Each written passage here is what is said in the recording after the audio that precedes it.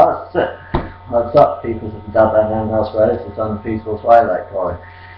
I'm going to fulfill my promise that I made to you in the last video and talk about this game. Lara Croft's Tomb Raider, The Angel of Darkness. Before I start, I just want to make one thing clear. This is not a review. This is just me ranting about how terrible this game is. Because I really just wanted to do that. So don't expect me to cover the game in detail, mainly because I haven't played it, mainly because I haven't been able to play it because of how bad it is. So to start off, let's talk about the graphics. The graphics in this game are basically the same as any PS1 Tomb Raider game you can think of. I say this is PS2, people, and your graphics still look exactly the same as they did in the PS1 Tomb Raider games. You're doing something wrong there. I'm not sure what it is, but you're doing something wrong. Also, secondly, how the hell do you save? I mean, this is not explained to you anywhere in the game how to save. There is no save option in the pause menu. My only guess is that it saves automatically at certain points in the game, but as for when that happens, I have no idea, because I got through, like, I was playing for maybe half an hour or something, and I died, which is very easy to do, as I'll cover later, and I was thrown right back to the title screen. Not even back to the start of the level, just straight back to the title screen. I had to start a new game. There was no save file, no auto save, no anything. Like, what the hell's going on? Also, the controls are terrible. I mean, did they even playtest this at all? Because it seems to me like they didn't. Lara does not do anything you want her to do at all. Even walking is hard for her. She like arbitrarily walk and then just start running for no reason and just start walking again, and she goes in like completely the wrong direction you want her to go. Not to mention, if you want her to interact with something, which you often do a lot, you have to stand her and line her up extremely precisely the way you need her to be, and then press the action button and hope to God that she's in the right place and in the right orientation for her to actually do the thing she's supposed to do.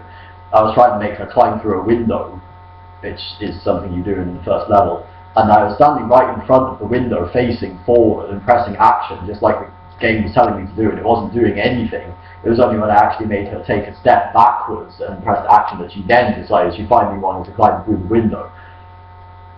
I mean, you have to, if you're going to have a context-sensitive action button, have something come up on the screen telling you when you can use that context-sensitive action button, like a lot like most other games do.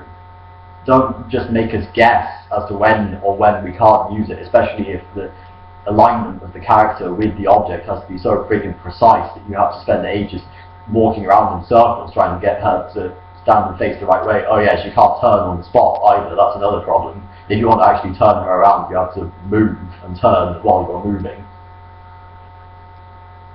I haven't actually gotten to the combat yet, so I don't know what that's like, because there's this one part in the first level where you have to make a huge jump across the gap. It's supposed to be a tutorial to teach you how to do a long jump. The problem is if you miss the jump, you die from the fall. And like I said, there's no save between that, so if you die there, and it usually takes a long time to get there, considering the problems I just mentioned with the aforementioned annoyance of interacting with items requiring such inhuman precision, and you're going all the way back to the title screen, you have to try again. And the other problem with the jumping is that it frequently doesn't work, or at least doesn't work the way it should.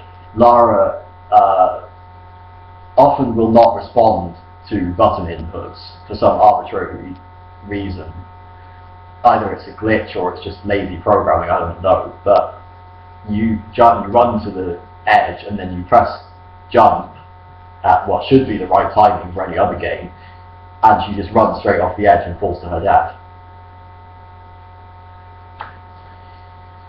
So it's kind of a shame, really, because this game seems like it has a really good story. I mean, the intro is good. It starts off with Lara basically being accused of murdering her mentor, and you actually see Lara in the room talking with her mentor and having an argument with him. Then lights go out, and gunshots are heard, and then it comes on, she's standing there over his corpse, and then the police come or whatever, and she has to run away from them.